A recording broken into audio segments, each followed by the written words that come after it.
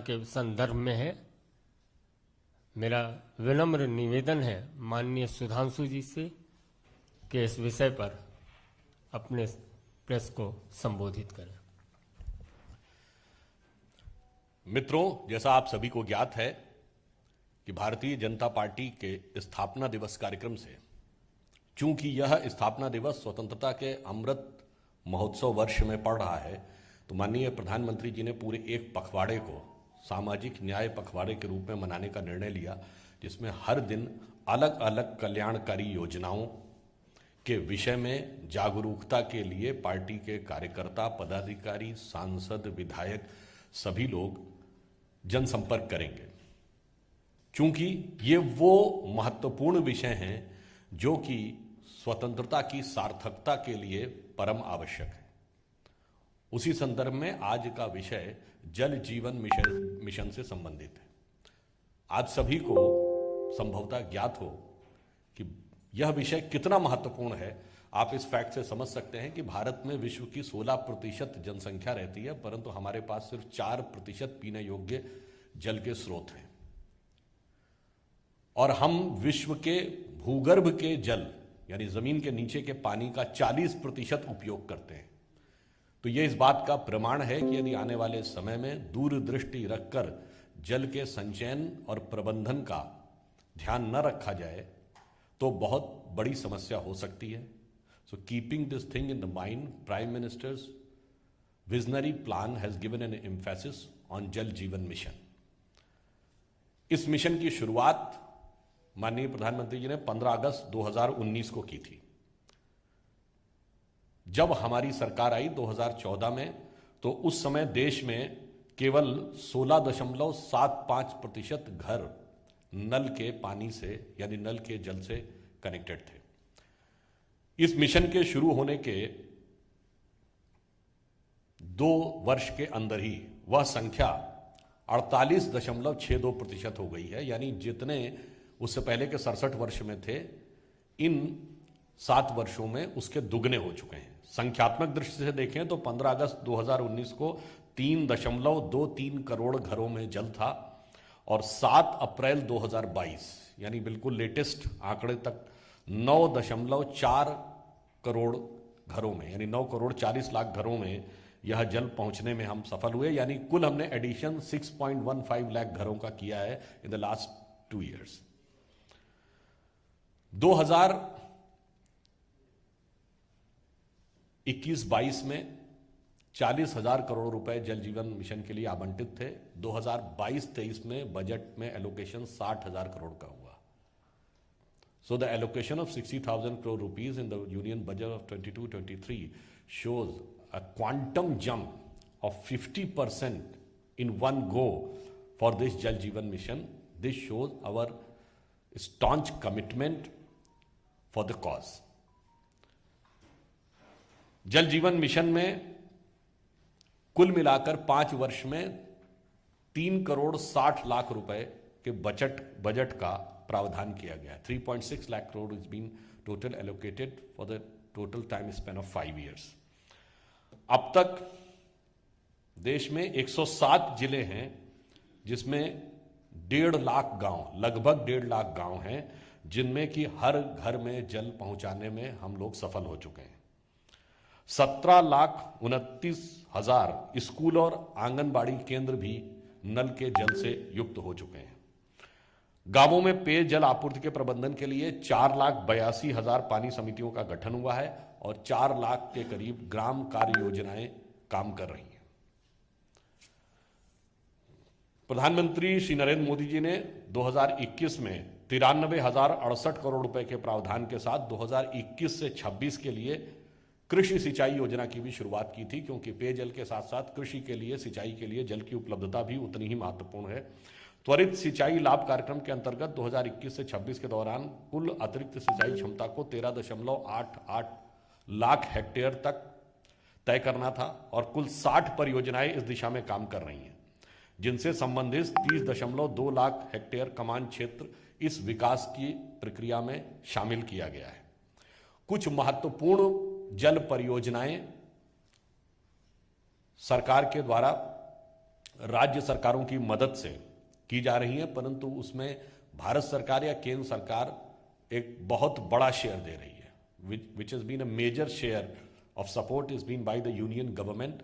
For example, Renuka ji बांध परियोजना हिमाचल प्रदेश और लखवार बहुउद्देशीय परियोजना उत्तराखंड, ये 2 राष्ट्रीय परियोजनाएं जिनमें 90% केंद्र के द्वारा प्रावधान किया जा रहा है। 90% is been funded by the union government. और इन परियोजनाओं से यमुना बेसिन में जल के भंडारण का कार्य होगा, और जिससे उत्तर भारत के 6 राज्यों, जिसमें दिल्ली, हिमाचल प्रदेश, उत्तराखंड, उत्तर प्रदेश, हरियाणा और राजस्थान में जल की आपूर्ति भी होगी। यमुना में जल की उपलब्धता और जल के स्तर और गुणवत्ता दोनों में सुधार होगा। That will improve the content and quality both in the Yamuna water. हर खेत को पानी पहुंचाने के सिंचाई के लिए सिंचाई योग्य भूमि का भी विस्तार किया जा रहा है, जिसमें तहत लघु सिंचाई और जल स्रोतों के सुधार के लिए करीब करीब 4.5 लाख हेक्टेयर रकबे को और सिंचाई के दायरे में लाया जा रहा है। जो जल स्रोत हैं उनके उद्धार यानी renovation and rejuvenation of the existing water resources, इसके बारे में भी हमारी सरकार पूरी तत्परता के साथ काम कर रही है। और इसके लिए जो काम राज्य सरकारें या क्षेत्रीय स्तर पर किया जा रहा है, उसमें जो यूनियन गवर्नमेंट का कंट्रीब्यूशन है उसको 25% से बढ़ाकर 60% किया जा रहा है, ताकि वो और प्रभावी ढंग से कार्य करते रह सकें। जैसे तालाब या अन्य जल स्रोत हैं जो सूख गए हैं, उनको पुनर्स्थापित करके, पुनर्जीवित करके उनको संचालित करने का यह कार्य सरकार के द्वारा किया जा रहा है। भूमि संसाधन विकास के स्वीकृत वाटरशेड विकास घटक में 2021 से 26 के दौरान संरक्षित सिंचाई के तहत लगभग 2.5 लाख हेक्टेयर भूमि शामिल है। करने के लिए 49.5 लाख 49 लाख हेक्टेयर वर्षा सिंचित और अनुपजाऊ भूमि को कवर करने का प्रयास किया जा रहा है। यानी एक बहुत मैसिव ये प्लान है कि 49.5 लाख हेक्टेयर वह भूमि जो केवल वर्षा पर आधारित है अथवा अनुपजाऊ है, उसको किस प्रकार से सिंचाई के दायरे में लाने का प्रयास किया जाए। इस बार बजट में 44,605 करोड़ रुपए केन बेतवा लिंक परियोजना के लिए दिए गए हैं। इस योजना का उद्देश्य से 9.08 लाख हेक्टेयर भूमि सिंचाई के लिए उपलब्ध होगी और 65 लाख लोगों को पेयजल की उपलब्धता सुनिश्चित होगी। और इतना ही नहीं, इससे जो हाइडल पावर भी और सोलर पावर दोनों, तो इसके साथ 103 मेगावाट हाइड्रो पावर और 27 मेगावाट सौर ऊर्जा की उपलब्धता भी सुनिश्चित होगी। और ये बहुत महत्वपूर्ण परियोजना, आपको ध्यान हो कि उत्तर प्रदेश चुनाव से पहले भी प्रधानमंत्री जी ने जब इस योजना का उल्लेख किया था तो उन्होंने इसका महत्व को रेखांकित किया था। इसके अलावा पूरे देश में 5 रिवर लिंक्स परियोजना भी तैयार की गई हैं, जो योजना अपने अंतिम प्रारूप में आ गई है और इसमें संबंधित राज्यों से विचार विनिमय चल रहा है। संबंधित राज्यों के साथ सहमति के साथ ही यह परियोजनाएं प्रारंभ हो जाएंगी। वो 5 परियोजनाएं हैं, दमनगंगा और पिंजाल, दूसरी है पार, तापी और नर्मदा, तीसरी है गोदावरी कृष्णा और कृष्णा पेन्नार कावेरी। इनके ड्राफ्ट फाइनल स्टेज में है, ड्राफ्ट तैयार हो गए हैं। Draft has been finalised, the negotiation with the various state governments which are falling in these areas is in the final stage. The moment the final settlement will be there, उसी के साथ the funds will be released by the union government. तो केंद्र सरकार के द्वारा जो धन का आवंटन है वो तत्काल कर दिया जाएगा जैसे ही संबंधित राज्यों में अंतिम सहमति हो जाएगी। तो हम लोगों का उद्देश्य ये था कि जल जो अत्यंत महत्वपूर्ण चुनौती आने वाले वर्षों में बनने जा रहा है। आप लोगों ने बहुत सारी बातें सुनी होंगी कि बहुत सारी रणनीतिक नीतियां, the strategic policies in today's even global scenario is being targeted towards the availability, future availability of the water. तो अंत में सिर्फ यह कहना चाहूंगा, पानी एक ऐसी चीज है जो जीवन के लिए बहुत आवश्यक है और यह स्वतंत्रता का अमृत महोत्सव वर्ष है। तो पानी का एक अर्थ यह भी होता है कि मन में अगर पानी है तो मतलब स्वाभिमान की भावना, वो राष्ट्र के अस्तित्व के लिए भी आवश्यक है। तो जीवन की भी आवश्यकता है, राष्ट्र के लिए स्वाभिमान की भी आवश्यकता है, तो पानी उसका भी प्रतीक है और पानी में से ही मोती भी निकलता है जो चमकती हुई समृद्धि का भी प्रतीक होता है।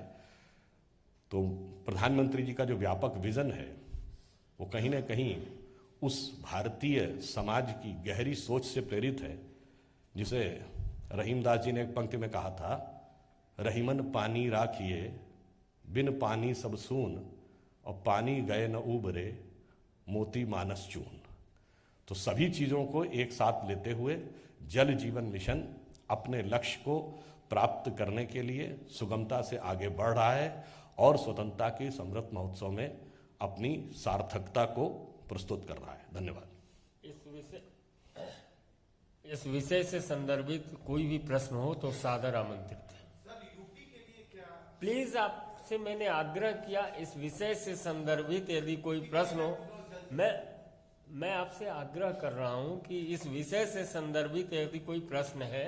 उन्होंने उत्तर प्रदेश के विषय में कहा तो मैंने बताया, जैसे अपने इस संबोधन के अंतिम पंक्ति में मैंने बताया, केन बेतवा लिंक परियोजना जो भारत की सबसे बड़ी परियोजनाओं में से एक है, जिसमें अभी बताया 62 लाख लोगों को पेयजल की उपलब्धता होगी और 107 megawatt hydro power, 27 megawatt solar energy की उपलब्धता होगी।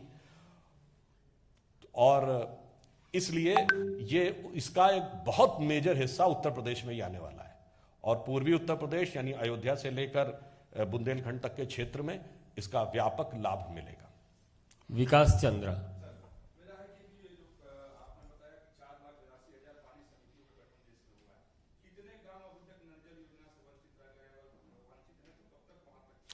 इस संदर्भ में मैंने जैसे आपको बताया कि 16% ग्रामीण घर 2014 से पहले थे जो 49.5% हो गए। सरकार का यह लक्ष्य है कि 2024 तक सभी ग्रामीण घर नल जल से युक्त हो जाएं।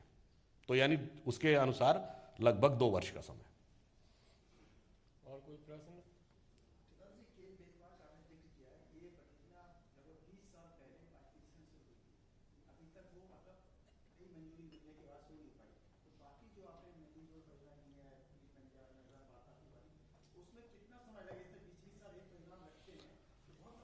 देखिए, उस समय जब हम लोगों की वाजपेयी जी की सरकार थी, संयोग से वह सरकार चली गई और बाद में वह विषयांतर हो गया।